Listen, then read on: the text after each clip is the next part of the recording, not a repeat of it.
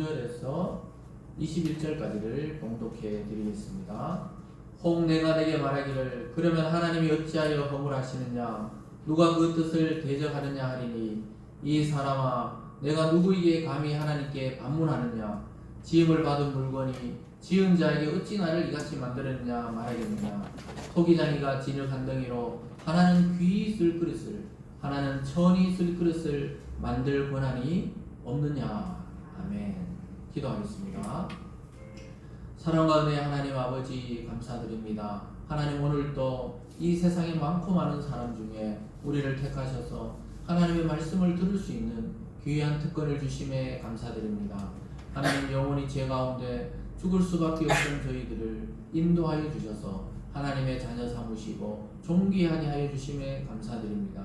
하나님 오늘도 이 귀한 말씀을 통해 우리 모든 성도들이 새로운 마음으로 거듭나게 하여 주시고 또 영상을 통해 듣는 모든 분들에게도 동일한 은혜를 주셔서 하나님과 동행하는 귀하고 복된 인생 되게 하여 주시옵소서. 감사드리며 예수님 이름으로 기도드리옵나이다. 아멘. 오늘 본문을 중심으로 두 종류의 그릇이라는 제목으로 말씀을 증거하겠습니다. 우리가 계속해서 과연 구원은 어떤 자들이 구원을 얻는가 여기에 대해서 이야기하면서 하나님의 절대 주권에 대해서 이야기하고 있습니다. 그러니까 절대자 또 절대 이런 말씀을 쓸 수 있는 것은 오직 하나님께만 사실은 쓸 수가 있는 것입니다. 그래서 절대 주권이라는 것은 그분이 가지고 있는 절대적인 이 권한을 말하는데 오늘 본문을 보면 토기장의 비유를 통해 그릇을 만드는 비유를 통해 하나님과 인간의 관계를 설명하고 있습니다. 현대에서도 요즘 현대 사회에서도 그릇을 만들 때 보면 공장에서 탁 찍어내니까 이제 그릇이 반듯반듯합니다. 이렇게 물컵 같은 것도 이제 찍어내니까 이 똑같은 게 뭐 수백 개씩 만들어내지만 요즘도 이 도자기를 전공하고 또 도자기로 작품을 만드는 그런 작가들이 있습니다.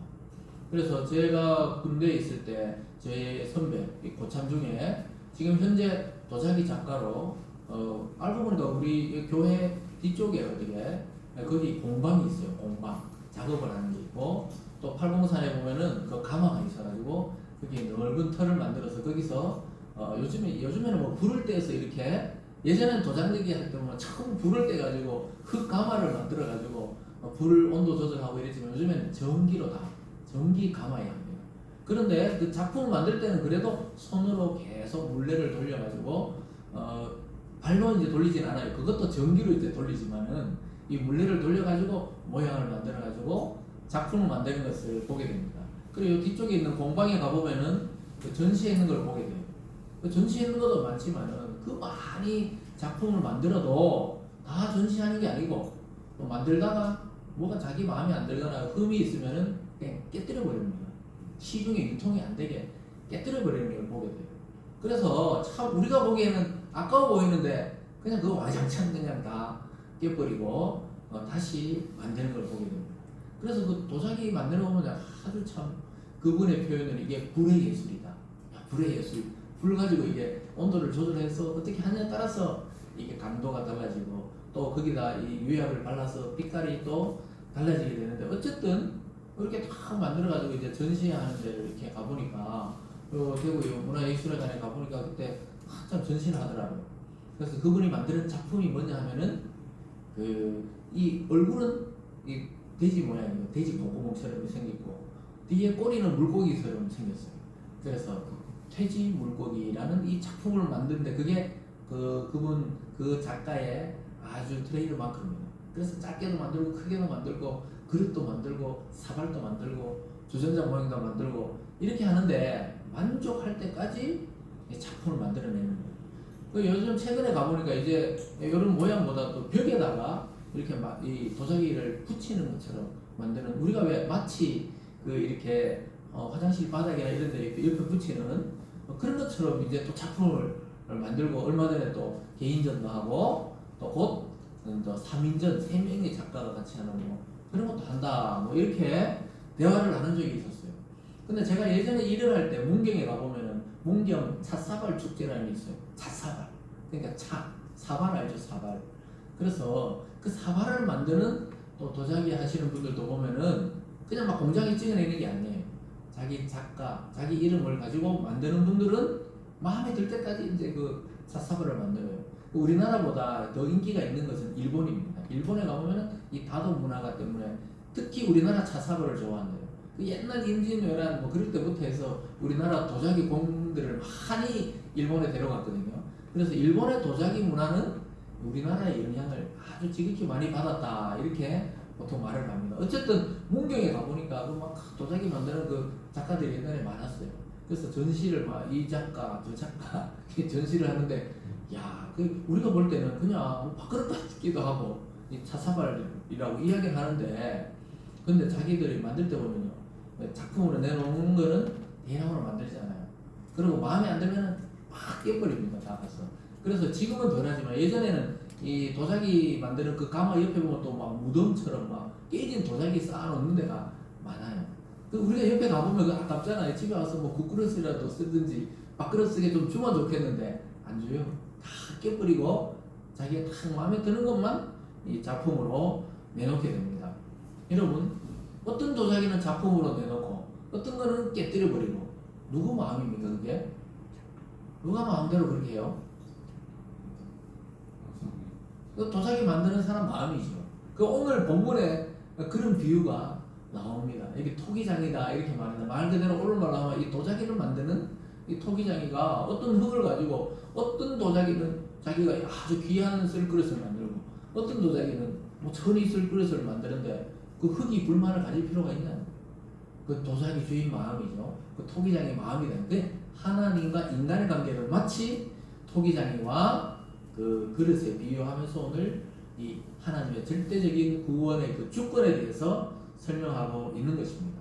그래서 사실은 바울이 지금까지 설명한 것만 해도 충분하지만 계속해서 설명하는 거예요. 구원이라는 것은 하나님이 마치 토기장이가 이 그릇을 귀하게 만들고 이 그릇은 천이 만들듯이 어떤 사람은 구원하고 어떤 사람은 그냥 버려두시는 것. 그 하나님 마음이라는 것을 비유적으로 잘 이렇게 설명하고 있습니다. 저와 여러분들도 그냥 진노의 그릇, 그냥 천한 그릇, 버려질 그릇으로 원래 태어났지만 하나님께서 우리를 다시 귀하게 닦아가지고 귀한 그릇으로 여겨주시고 우리 속에 하나님의 진리를 담은 그런 인생이 되게 하셔서 귀하고 축복된 그릇으로 변화된 줄 믿습니다.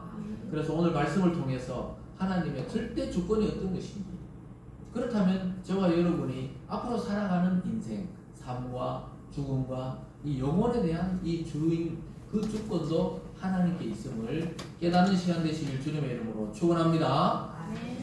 오늘 첫 번째로 보면요 두 종류의 그릇에 대해서 비유합니다. 그 두 가지로 비유해요. 하나는 천한 그릇, 하나는 귀한 그릇. 또 하나는 진노의 그릇, 하나는 금륜의 그릇이다. 이렇게 그릇으로 요즘 말로 하면 우리 말로 하면 사발로 이렇게 비유하고 있습니다. 그래서 바울은 창조주 하나님과 피조물인 인간의 관계를 아주 비유를 통해 말씀하죠. 근데 예수님도 비유를 통해 많이 말씀하셨는데 사도 바울도 오늘 비유를 통해 사실은 구약의 예레미야 시대에 이미 토기장의 비유라는 게 있거든요. 그걸 끌어다가 인용해서 이 토기장의 비유를 하는 것을 보게 됩니다. 그래서 성경에 예수님도 비유를 많이 했어요. 공중 나는 새를 보라, 들에 핀 꽃을 봐라. 그 옷을 누가 해 입히냐? 나르는 그 새들 그 주인도 없는데 누가 그걸 먹이느냐? 하나님이 다 먹이듯이 그 새나 풀보다 더 귀한 우리를 먹이고 입히지 아니하겠느냐? 이렇게 비유하듯이 오늘 바울은 우리가 어떻게 구원되는지 우리는 몰라요. 왜냐하면 이 주인이 그냥 귀하게 쓰겠다고 이 그릇은 귀하게 써야지. 똑같은 재질인데 이것은 그냥 막사발로 써야 되겠다. 이거 주인 마음이듯이 하나님이 그렇게 우리를 구원했다는 걸 깨닫도록 자꾸 이렇게 설명하고 있습니다. 여러분 왜 모든 사람을 하나님이 구원하시지 않는지 우리는 잘 몰라요. 참 괜찮아 보이고 참 인격적이 보이는데도 예수님을 안 믿어요. 그런 자는 또 하나님이 또 그냥 내버려 두시고 뭐 우리가 그렇게 잘난 것도 없고 세상에 잘할 것도 없는 우리들은 그냥 불러다가 하나님 자녀를 삼으시고 왜 구원하시는지 사실 우리가 알 수가 없다는 거예요. 바울은 그걸 설명하는 거예요. 그걸 어떻게 아느냐? 하나님이 주인이기 때문에 자기처럼 예수 믿는 자를 그렇게 핍박하고 죽이려고 했던 자를 변화시켜가지고 예수님 위해서 자기 생명을 다하도록 전하는 사도로 삼으실 줄 자기도 몰랐던 거예요. 그 주인에게 달려있다는 거예요. 그게 19절부터 나옵니다. 19절부터 21절까지죠. 혹 내가 내게 말하기를 그러면 하나님이 어찌하여 허물하시느냐. 그게 하나님이 허물이 있느냐 이거예요. 누가 그 뜻을 대적하느냐 하리니 이 사람아 내가 누구에게 감히 하나님께 반문하느냐. 지음을 받은 물건이 지은 자리 어찌 나를 이같이 만드느냐 말하겠느냐. 토기장이가 지름 한 덩이로 하나는 귀히 쓸 그릇을 하나는 천이 쓸 그릇을 만들 권한이 없느냐 이렇게 반문하고 있습니다. 이 사람아 이렇게 말합니다. 너 누구에게 감히 하나님께 반문하느냐. 지음을 받은 물건이 그게 마치 인간을 물건에 비유하면 좀 그렇지만 마치 지음 받은 물건이라는 거예요. 하나님이 흙으로 이 피조라는 게 창조한 그 대상이죠. 그 창조된 자가 어찌 하나님께 내 왜 이같이 만들었냐. 그 여러분의 지금 삶의 형편이나 얼굴 모양이나 이 살아가는 이 모든 것을 하나님이 그렇게 만드셨다는 것을 믿으시기 바랍니다. 그래서 어떤 사람은 이렇게 만들고 어떤 사람은 저렇게 만들고 똑같은 작품이 하나도 없어요. 하나님은 쌍둥이도 자세히 보면은 인간은 다 달라요. 왜냐 공장에서 찍어낸 제품이 아니기 때문에 하나님이 부모를 통해 그 생명을 줘서 하나하나 다르게 여러분 애들을 키워봐도 형제 간에도 또 자매 간에도 남매 간에도 그렇게 달라요. 우리도 2명밖에 없지만 이 큰딸 작은딸이 이 키우면서 보니까 성향이 좀 달라요. 얼굴도 다르고 이 본색도 다르고 또 성격도 조금씩 다른 것 같고 또 자기의 하나님 주신 은사나 달란트도 좀 다른 것 같아요. 그러니까 아마 키워보는 사람들은 다 알 거예요. 이 작품이 각자 특성이 있는 거예요. 그래서 누가 좋고 나쁜 게 없어요. 하나님 만드신 피조물인 인간은 모두가 인격적인 대우를 받을 그런 권한이 있는 것입니다. 하나님이 고유한 작품으로 여러분들의 인생을 만드신 줄 믿으시기 바랍니다. 그래서 주인이 만든 물건이 주인에게 왜 나 이딴 식으로 만드냐고 막 대들 수 없잖아요. 근데 인간은 가끔씩 그런 데 있어요. 부모들을 보고 막 원망하는 자녀들이 있어요. 왜 나를 이렇게 낳았냐고.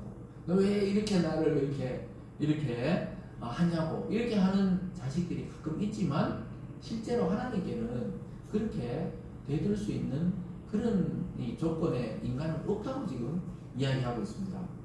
그래서 우리가 만든 어떤 물건이 우리를 향하여 막 항의한 적이 없잖아요. 여러분들 학교에서 미술을 그리거나 또 촬영으로 뭘 만들었는데 그 만든 작품이 막 우리 보고 왜 이 모양으로 만들었냐고 말할 수 없잖아요. 그렇듯이 우리 피조물인 인간이 하나님께 왜 나는 구원했습니까? 저 사람 왜 구원 안 했습니까? 이렇게 따질 수 없다고 지금 이야기하고 있는 것입니다. 그래서 창조주와 피조물의 관계 안에서 보면 하나님은 우리를 만드신 분이다. 이것을 지금 바울이 강조하면서 그 만든 사람 중에 하나님이 어떤 자는 구원하고 어떤 자는 그냥 그 사람들이 죄악 가운데 살도록 내버려 주신다는 거예요. 누가 결정하시느냐? 하나님의 주권 안에 있다고 이야기하고 있습니다. 그래서 아주 놀랍게도 하나님은 모든 인간이 구원받기를 원하세요. 그런데 사실은 택함을 받지 않는 자들, 즉 그 사람들의 그 삶의 행태가 보면 자연스럽게 그렇게 하나님과 버려지는 길로 걸어가는 것을 알게 됩니다. 그래서 바울은 토기장이가 진흙으로 하나는 귀한 그릇을 만들고 하나는 막 쓸 그릇을 만드는 것은 그 토기장의 마음이라는 거예요. 그래서 하나님의 절대적인 주권 안에 있는데 그것이 비밀이다 이렇게 말하고 있습니다. 하나님이 우리를 택하시고 또 어떤 사람은 그냥 버려두시는지 우리는 눈으로 봐서 몰라요. 교회 나온다고 성격이 다 좋은 사람들이고 교회 안 다닌다고 막 인격이 막 망가지고 이런 건 아니에요. 그런데 놀랍게도 참 놀랍게도 하나님이 택하심이 있다는 거예요. 왜 그렇습니까? 자랑하지 못하도록 그렇게 하셨다고 이야기합니다. 그러니까 하나님이 어떤 자는 구원하고 어떤 자는 버려두셨냐 하면은 하나님이 택하신 자들도 자랑하지 못하고 택함받지 못한 자도 억울하지 않도록 하나님이 그렇게 하신 거예요. 그리고 왜 일부만 구원하시느냐? 그 가치 때문에. 아까 말했듯이 그 수많은 작품 중에 막 깨뜨려버리는 작품이 많잖아요. 우리가 볼 때는 멀쩡한데 작가가 비춰보면 뭔가 흠이 있어요. 그럼 깨뜨려버려요. 그러듯이 어떤 작품은 또 기이하게 하듯이 여러분의 가치, 구원받은 자의 가치가 그래서 더욱더 빛나도록 하나님이 일부분만, 모든 인간 중에 일부분만 구원으로 인도하신다는 거예요. 그러니까 우리가 그 대열에 합류했다는 것이 얼마나 위대한 일인지 여러분 매일매일 그러한 고백이 있기를 바랍니다. 그래서 하나님의 주권적인 일인데 누가 무슨 자격으로 이러한 하나님의 구원 계획과 실행을 반박할 수 있느냐 이렇게 말합니다. 22절과 23절도 그 말씀이에요. 같이 읽어볼까요? 22절과 23절입니다. 시작. 만일 하나님이 그의 진노를 보이시고 그의 능력을 알게 하고자 하사 멸하기로 준비된 진노의 그릇을 오래 참으심으로 관용하시고 또한 영광받기로 예배하신 바 긍휼의 그릇에 대하여 그 영광의 풍성함을 알게 하고자 하셨을지라도 무슨 말을 하리요. 조금 앞에서는 이제 하나님이 귀히 쓸 그릇 전이 쓸 그릇, 이번에는 뭐요? 진노의 그릇. 그리고 이 말은 뭐냐면 모든 인간은 진노에 놓여져 있었다는 거예요. 그릇이 깨뜨릴 그릇이었단 말이에요. 아담이 타락하면서 모두 죄악이 있기 때문에 다 깨뜨려야 되는 그런 그릇인데 하나님이 오래 참으셔서 그 진노의 그릇들을 하나님이 긍휼의 그릇으로 변화시켜 준 거예요. 저와 여러분도 다 진노의 그릇이죠. 다 깨뜨려져야 할 인생이고 다 멸망당해야 할 존재였는데 하나님이 어느 날 복음을 듣게 하시고 예수님이 믿어지게 하시고 하나님의 존재를 인식하고 하나님이 나를 인도하신 걸 깨닫게 하셔서 그 영광의 풍성함에 참여시키셨다는 거예요. 그래서 우리도 원래는 그냥 진노의 그릇이고 깨어질 작품에 불과했는데 하나님이 다시 우리를 복음으로 변화시켜서 이 긍휼의 그릇로 만들었다는 것입니다. 그래서 여러분 그릇은 이 겉모습도 중요하지만 그 속에 무엇이 담겼냐에 따라서 그릇의 이름이 달라져요. 여러분 국을 담으면 무슨 그릇입니까? 국을 담으면 국그릇이 되죠. 밥을 거기다가 밥을 퍼놓으면 어떻게 돼요? 밥그릇이라고 부르는 거예요. 똑같은 그릇인데 국을 담으면 그냥 국그릇이라고 그러고 그 담겨 있는 게 무엇이냐에 따라서 그 그릇의 이름이 달라집니다. 병도 마찬가지예요. 이 소주병인데 분명히 소주병인데 사람들이 참기름병이라 그러는 거예요. 왜요? 그 다 참기름을 소주병 안에 참기름을 넣어놨기 때문에 소주병인데 분명히 근데 어른들이 참기름병이라고 해요. 참기름을 가득 담아놓으니까 참기름병이라는 거예요. 거기다 만약에 옛날 시골에는 쥐약이라고 했거든요. 쥐약을 바카스병에 많이 놔뒀거든요. 그래 애들 모르고 마셨다가 막 큰일 나고 이런 경우도 있는데 바카스병에다가 꼭 써놔야 되는데 그 쥐약을 나눠서 담아 놓는 경우가 있거든요. 쓸 때 필요하려고. 그러니까 애들 손 안 닿는 데 놔둬야 되는데 가끔씩 그런 사고들이 일어나죠. 그래서 그 바카스가 아니고 이제 독이든 그 쥐약을 잡는 쥐약병이 되는 것처럼 그 안에 무엇이 들었냐에 따라서 그 그릇의 이름이 달라지듯이 저와 여러분의 똑같은 사람이잖아요. 저 사람 또 나 똑같은 사람으로서 동일한데 그 사람 속에 무엇이 들었냐에 따라서 가치가 달라집니다. 세상에 잘 나가고 성공하고 유명한 사람이 대단해 보이지만 예수 그리스도가 그 속에 없으면 그건 멸망당할 그냥 그릇이에요. 그런데 우리가 아무도 안 알아줘도 우리 속에 그리스도가 있고 성령이 우리 속에 있는 자들은 하나님의 전이라고 불리는 거예요. 그래서 저와 여러분은 하나님의 거룩한 성전이 된 줄 믿으시기 바랍니다. 그래서 우리 속에 진리가 있고 복음이 있으면 완전히 다른 존재가 되는 것입니다. 그래서 이 세상에서 성도들은 하나님이 환난을 줘요. 때로는 고통을 주고 고난을 당하게 합니다. 왜 그렇습니까? 아름답고 멋진 그릇으로 변화시키고 사용하기 위해서 때로는 우리에게 오히려 믿는 자들에게 더 심각하고 극심한 고통과 고난을 주실 때가 많이 있습니다. 그러니까 예수님 믿으면서도 뭐 세상에도 성공하고 잘 나가고 가질 거 다 가진다. 그거 믿는 거 아니에요. 반드시 하나님의 자녀는 고난의 터널을 통과하게 합니다. 끝까지 고난이 없다. 그럼 그 버려진 자식을 하기를 많아요. 고통이 있고 고난이 있고 정말 하나님이 아니고서는 해결될 길이 없는 그러한 일에 탁 빠지게 하는 경우가 많이 있습니다. 그렇게 했을 때 우리가 두 손 두 발 들고 항복할 때 하나님이 건지시는 그런 경험을 통해 정말 하나님이 살아계시고 나 영혼의 아버지뿐만 아니라 내 인생에 구주신 것을 깨닫게 되는 것입니다. 그래서 여러분 속에 하나님의 진리를 담고 예수 그리스도를 담고 있는 자는 가장 존귀한 그릇이 되어 풍성한 영광을 받아 누리게 됩니다. 여러분의 인생에 그리스도를 담으시기 바랍니다. 그래서 우리가 예수님을 담는다, 우리 담다, 그릇에 무엇을 담는다 할 때 담는다는 건 사실 불가능하죠. 우리가 예수님 속으로 들어가야 되지, 예수님이 우리 속에 들어오는 건 불가능한데도 예수님은 내가 너희 안에, 너희가 내 안에 이렇게 표현을 하셨어요. 그러니까 우리가 사실 예수님을 담을 그릇이 안 되지만 예수님이 그렇게 표현하시면서 내가 너희 안에, 너희가 내 안에 있다. 그러면 하나님의 뜻이 이룬다는 거예요. 그래서 저와 여러분의 그 인생과 마음 속에 무엇이 담겨야 합니까? 예수 그리스도가 담겨야 존귀한 그릇, 빛나는 그릇, 귀한 그릇이 되는 줄 믿습니다. 그래서 사람들이 질문해요. 그럼 예수님을 어떻게 내 마음속에 담느냐? 지금 여러분들이 말씀을 듣고 있어요. 이 진리의 말씀, 복음을 마음에 담는 것이 곧 예수님을 마음에 담아 놓는 것과 같습니다. 그래서 이 요한 이야기 있죠. 예수님이 곧 진리라고 해요.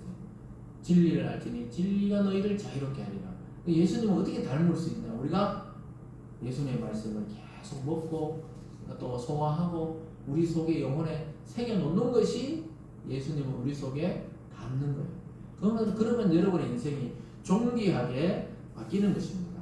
그래서 여러분은 하나님의 말씀과 영원한 진리를 여러분 마음속에 담아서 이 세상에서도 또 하나님 나라에서도 가장 존귀한 성도들 되시길 주님의 이름으로 축원합니다. 오늘 크게 두 번째로 보면요, 이방인의 구원과 이스라엘의 구원에 대해서 오늘 구약의 선지자를 통해서 이야기하는 것을 보게 됩니다.